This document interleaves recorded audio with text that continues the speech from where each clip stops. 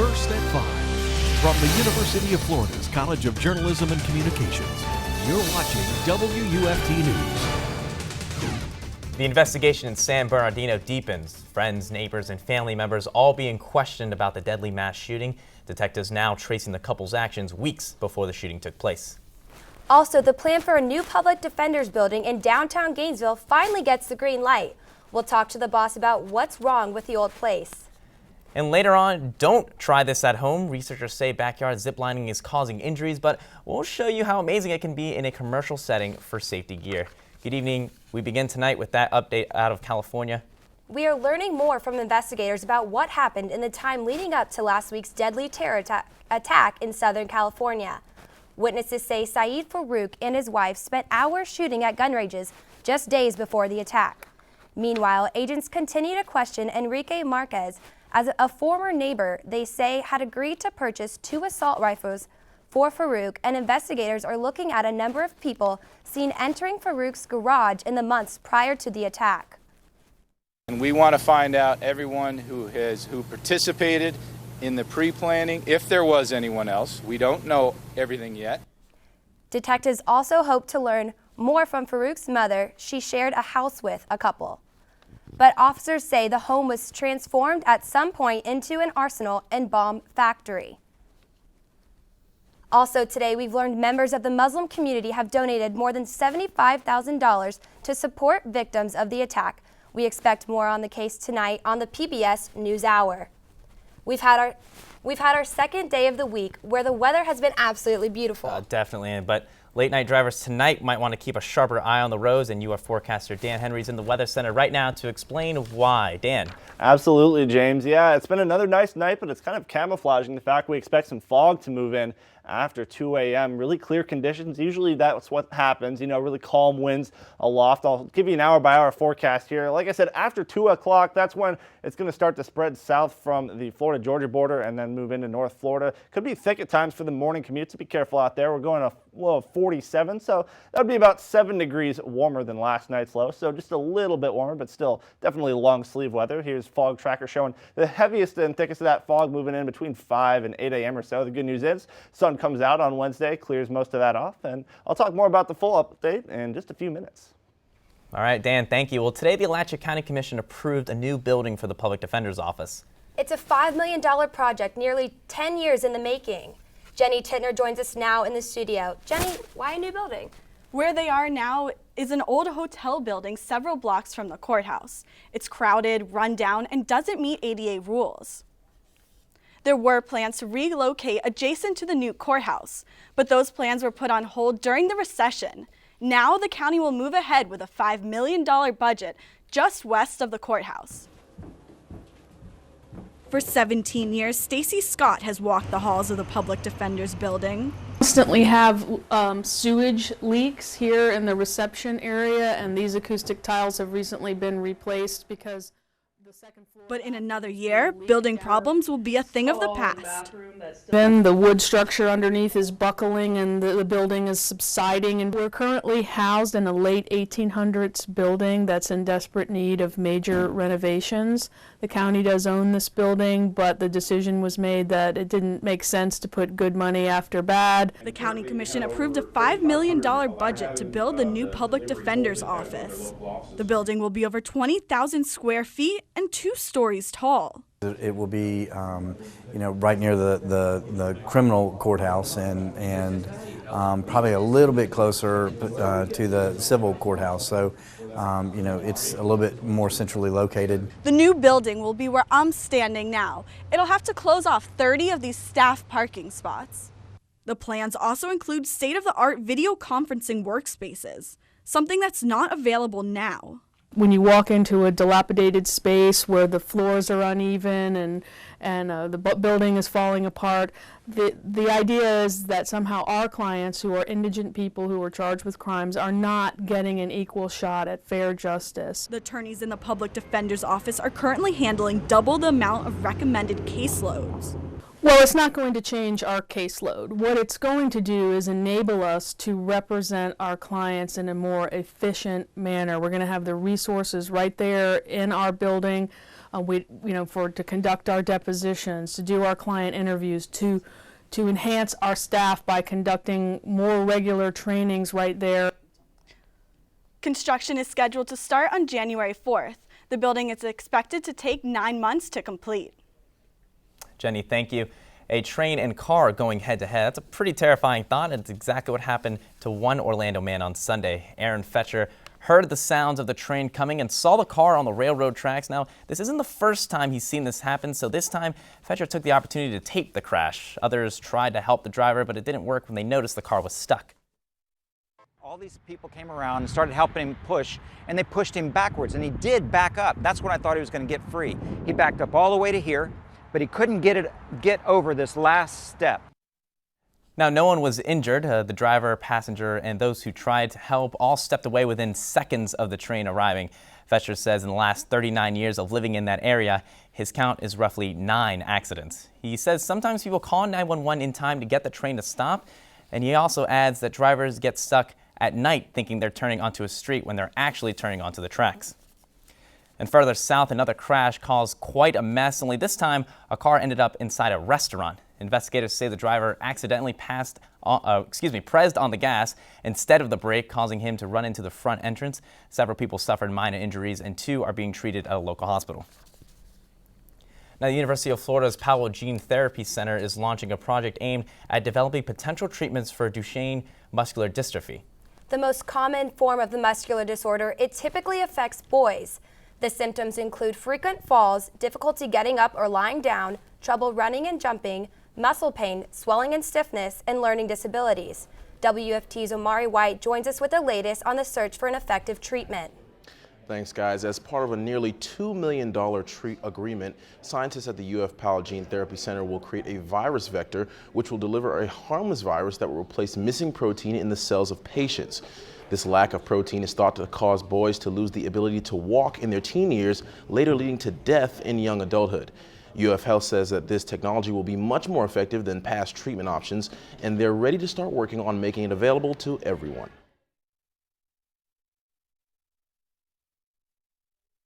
Is this will have a very high impact compared to conventional therapy, because there really is no definitive treatment for this problem. UF scientists will be conducting preclinical studies in animal models and will collaborate on the development of a clinical program for human studies. Some notable collaborators include researchers at the University of Washington, Texas A&M, and the University of Missouri. Alachua County Public Schools and local volunteers are teaming up to provide food for students in the area. The annual holiday food drive got underway last week with the goal to provide food for students' families over the upcoming winter break. Organizers say that school meals can be some students' primary source of nutrition over the year. With there being no school over the break, officials and volunteers are working ahead to provide a helping hand. And I was there one time when a grandmother was there, and she was the primary caretaker for 5 or 6 kids, and she just said, it made a huge difference for her family to have that extra food through the break. Organizers hope to provide food for more than 800 families. The food drive will continue through tomorrow. Anyone that wishes to still donate can bring donations to Terwilliger and Childs Elementary, Lincoln Middle School of the district or the district office. Well, still ahead on WUFT News First at 5, total and complete shutdown of Muslims entering the United States. That's what Donald Trump is calling for, and some other candidates are not far behind. Comments from those other candidates all today in political news. Plus, a fun experience or a risky adventure. A new study is showing ziplining might be more of a risk than you think. We'll have the precautions you should take after the break. Yeah, it's a pretty one out there right now, folks. Right now in the low 70s, but we'll cool off quickly after sunset. Find out just how cool and when we can expect to warm up again after the break. DTV News. Welcome back. From flying through trees to gliding over water, ziplining has become quite a popular activity for adventure seekers. But a recent study by the American Journal of Medicine could make people think twice before suiting up and taking flight. Paige Andringa joins us live. Paige, what exactly in this study do people have to worry about? James and Kara, there are obvious dangers. Backyard and amateur operations are blamed for a lot of the injuries. Even at a commercial place, every guide and every guest needs to be mindful of safety concerns each step of the way. But once you get it down, well, you can see the appeal. Just a couple miles off the interstate in Ocala, a grassy field, a red barn, and behind that, what the employees call another world. The Canyons is a zipline company. It takes their customers on a tour of the local canyons by flying on a zipline. It was mined back in the 1920s, got blown out with dynamite, so it looks really natural, looks really realistic. So the cliff faces and walls are a lot more jagged and look a lot more natural, not like Florida. That's why we like it. But now, a new study could be scaring people away, concerned for their safety.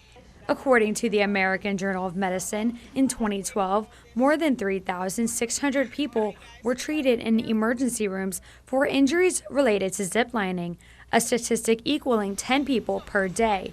The study found many of these injuries happened because people tried to create their own ziplines at home.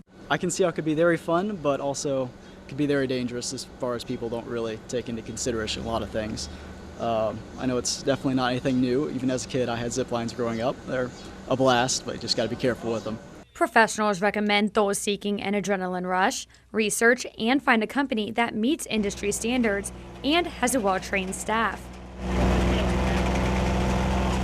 It's something the Canyons prides itself on, providing a fun but safe atmosphere for all of their adventurers.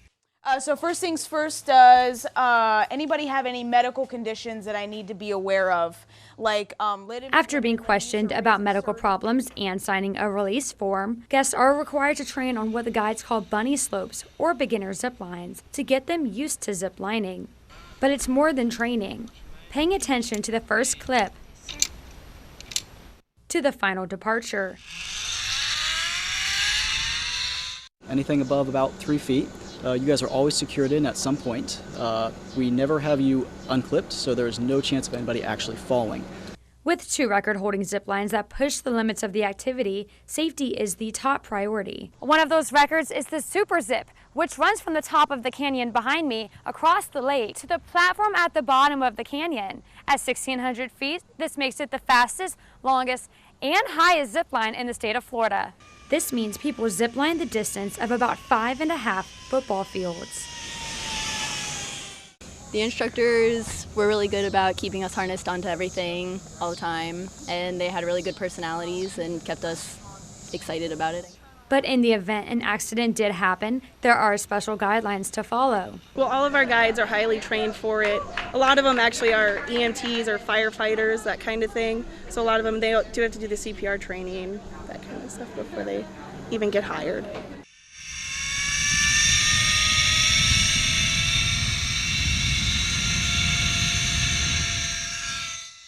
Throwing your feet into the air, gliding over a calm lake, and having your breath taken away.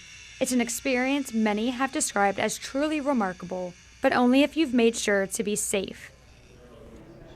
Don't be afraid to call in advance if you have questions. And of course, the most important tip, do your research. You can check the Better Business Bureau and online reviews to find a reputable operator. Reporting live from the newsroom, Paige Andringa, WUFT News. Yeah, some pretty amazing shots there, Paige. Thank you. Well, now we turn from smooth sailing to the clash of politics. Yes, and Marie Enninger joins us now with the latest. Guys, if you haven't heard Donald Trump's newest controversial statement, brace yourselves. This one might take the cake. Trump released a paper statement yesterday afternoon that may have been the most dramatic response yet to recent terror attacks that have Americans increasingly on edge. That Republican presidential frontrunner called for a total and complete shutdown of Muslims entering the United States. The statement cites polling data from one source whose accuracy has been under question, and also from a Pew Research study the Trump campaign refused to specify. In any case, that data suggests there is a great hatred towards Americans by large segments of the Muslim population. A number of Republican presidential hopefuls, Trump included, have already called for President Obama to stop accepting Syrian refugees into the United States following the terror attacks in Paris. But Trump is the first to suggest ending Muslim immigration as a whole. Donald J. Trump is calling for a total and complete shutdown of Muslims entering the United States until our country's representatives can figure out what the hell is going on. It's no surprise that viewpoint angered some folks. Indonesia's top Muslim clerical body condemned Trump's comments. The head of foreign affairs at the Ulema Council called the speech Islamophobic and warned it could lose him Muslim voters. But few were more outraged and outspoken than the head of the Center for Islamic American Relations, who said Trump is preying on the few misguided people in the U.S. This is outrageous, coming from someone who wants to assume the highest office in the land. It is reckless and simply un-American. Donald Trump sounds more like a leader of a lynch mob than a great nation like ours. CAIR fears people like Trump are playing into the hands of radical Islamists and says that is exactly what ISIS wants. Earlier this month, Trump suggested placing surveillance on all mosques and requiring Muslims to carry special ID cards. Republicans like Trump have been pressuring President Obama to use at least words like terrorism, even if he won't want to label it Islamic terrorism. During his address from the Oval Office on Sunday, the president clearly labeled the mass shootings in California an act of terrorism and defended his plan to roll back and defeat ISIS. He said his approach includes airstrikes, arming Iraqis and Syrian rebels, using special ops forces, cutting finances, and ending the Syrian war. But regarding Trump's request, President Obama has no plans to treat Muslims differently as a whole. We must enlist Muslim communities as some of our strongest allies, rather than push them away through suspicion and hate.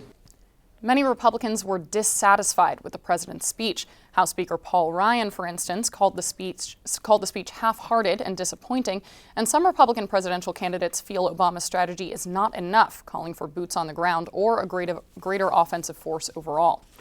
Another part of Obama's efforts to counter terrorism is a new alert system. It would ask for help from regular Americans like you and me and go out sort of like an Amber Alert. And it might actually encourage people who wouldn't ordinarily come forward to say, you know, I heard something about sporting events, and here's something at a sporting event that's unusual. That alert system was already in the works before the attacks in San Bernardino. Marie, thank you. Well, I was excited to see some cold weather last night. Got pretty chilly. It's finally about time we see some December weather in Florida. Yeah, well, and lucky for you, Dan says that weather's here to stay with a few minor changes. Dan, what do you have for us? Yeah, Carol, well, we will be staying seasonably cool, not quite as cool as last night, that's for sure. The fog is going to become the bigger story as we head on into the evening tonight. Looking beautiful right now out of the top of Weimer Hall, 69 degrees, picture perfect evening. Light breeze, but that light breeze does mean we will see some fog later on, because when we have calm winds aloft, that usually means that air tends to settle. When that happens, we do have fog forming, but your evening forecast looks good. We will drop off quickly temperature-wise after the sun goes down. Notice those clouds start to come in, and then we do think that there will be some patchy fog building in, especially in low-lying and rural areas.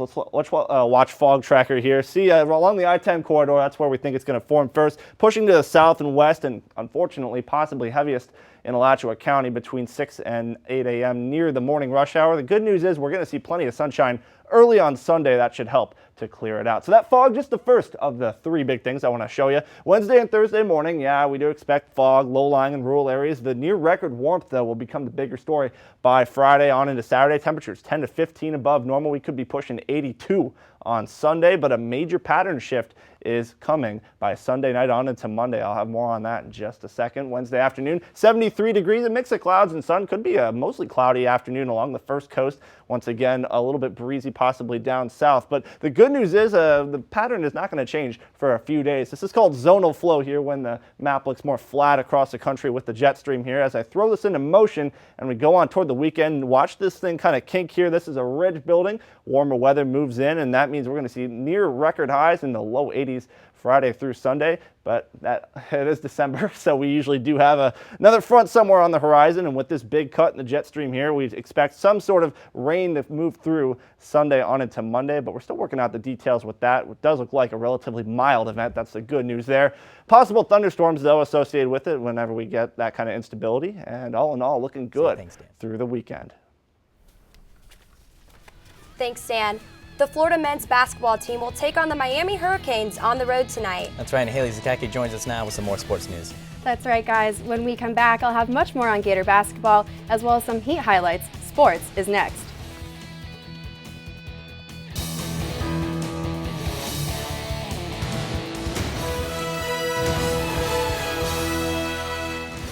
The UF men's basketball team is on the road tonight, with the Gators taking on an in-state rival in the Miami Hurricanes. Welcome back to sports. I'm Haley Zagacki. The 17th ranked Canes, led by guard Angel Rodriguez, are 7-1 on the season. Rodriguez led Miami to a narrow victory last year in Gainesville, but Gator head coach Mike White says his team has a plan. We all need to know where Angel is for 40 minutes if you're guarding Miami, because he's capable of stepping up, hitting a couple threes in transition as he did last year in the O-Dome and getting himself going, and wow, was he unbelievable to finish that game. Last time Angel hit the go-ahead three-pointer with 16 seconds left. Tonight's game is at 7 p.m. on ESPN2. The Gator women's basketball team took down Arkansas State last night in the O'Connell Center. It was a close game all the way before the Gators prevailed for a 7th straight win, which was head coach Amanda Butler's 200th win with the Gators. She was pleased with her team's effort. Beat a very, very good team tonight, and I'm very proud of our team, of the group effort, just different ways that we stepped up in different moments. There were a few moments where we didn't play with the composure that we expected to, but we never let those moments keep us down. Next up, the Gators travel to Wisconsin to take on the Badgers on Thursday. The Heat were also in action last night, taking on the Washington Wizards at home. The Heat started off slow, while former Gator Bradley Beal had a solid night for the Wizards. He makes a floater before the half to increase the Wizards' lead. He recorded 21 points for the night, with this last two coming on this driving dunk in the fourth. The Wizards would go on to beat the Heat 114-103. But at 12-7, Miami is still sitting at first in the Southeastern Division. The field of Heisman Trophy candidates is down to 3 finalists. Alabama's Derrick Henry, Stanford's Christian McCaffrey, and Clemson's Deshaun Watson are invited to New York City on Saturday, when one will be honored as the 2015 Heisman Trophy winner. Alabama running back Derrick Henry is the slight favorite in the Vegas odds. Henry led the Crimson Tide to a decisive victory over the Gators in the SEC championship game. Then it's Stanford all-everything running back Christian McCaffrey. His rushing yards were second only to Henry, and his all-purpose yards were even better, setting the national single-season record. And then there's Clemson sophomore quarterback Deshaun Watson. Watson brought Clemson its first perfect season since 1981 and led the Tigers to the #1 seed in the college football playoff. Take a look at some of these stats. Here's why the committee decided on these 3 finalists to go to New York. Notably left off are LSU's Leonard Fournette and Oklahoma's Baker Mayfield. And the 2015 All-SEC football team was announced today. Although the Gators didn't have any players named on offense, they showed up on defense with 3 players making the first team. Defensive lineman Jonathan Bullard and defensive backs Vernon Hargraves and Jalen Tabor all represented the Gators. Making second-team defense was Antonio Morrison, and Johnny Townsend made the second team for special teams. And guys, in other news, Antonio Morrison accepted his invitation today to play in the Senior Bowl. Jonathan Bullard was also invited, but we're still waiting on his decision. Well, yeah, it sounds like a great way to end their senior year, with one final game going out strong. Yeah, especially after such a successful season and a stressful one, too. So I think they have a little fun by the time they're out of here. It's pretty cool. Haley, thank you. In Marion County, it's the 4th annual Bring the Harvest Home campaign. Dry foods, canned meats, canned vegetables, and fruit, baby items, and toiletries there, all needed for local pantries and charities. Donations are still being accepted at the locations listed on your screen. For a full list of drop-off locations, visit bringtheharvesthome.com. It's a heartwarming story. A Florida woman reunited with her adorable puppy. Lily went missing over the weekend when the dog was snatched from a backyard in Coral Springs. Surveillance video showed a boy coaxing Lily to the fence line and then grabbing her. Just a day later, police found Lily and returned her to her family. After the happy reunion, the family declined to press charges. That's a sweet story. I'm sure with the holiday season, I'm sure they're happy to just not have to deal with any more trouble than they've already seen. Well, before we go, let's get one last check on the weather with Dan. All right, thank you so much, guys. It's a beautiful night out there. Temperatures will drop quickly after the sun sets, which we're just approaching sundown here. Let's look out of the top of Weimar Hall. 68 degrees here. A few clouds in the offing, but certainly no precipitation out there. A dry evening in store. It will be a little bit warmer as well. We're looking at temperatures 47 or so for a low, 56 at 8 p.m. Notice those clouds start to move in, and the fog becomes the greater story here by 2 o'clock or so. I do expect some patchy fog to build in. It's going to start along the I-10 corridor, moving to the south south and the west, and in the rural and low-lying areas first. And by Gainesville, or by 5 or 6 a.m., we could be looking at fog in the city center here in Gainesville, and then moving out, fortunately, after the sun rises, pretty quick fashion. The high temperatures are going to be in the low to mid 70s, and then look at my 3 big things here. The first thing is just a patchy morning fog. We'll be back Thursday morning, and then notice near record warmth this weekend. Temperatures 10 to 15 above normal, and then we're looking at a major pattern shift come next week, the active southern storm track. I'll talk more about that if you switch over to WRUF for my full weather on the 6s, but all in all, looking nice. No rain expected the next 4 days. James and Jenna? All right, yeah, that weather's looking pretty good. I'm excited for it, Dan. Thank you. We'll be back tomorrow at 5, but your Florida news is always on at WUFT.org. Here on WUFT TV, BBC World News is up next, and the PBS NewsHour is coming up at 7 o'clock. Have a good night.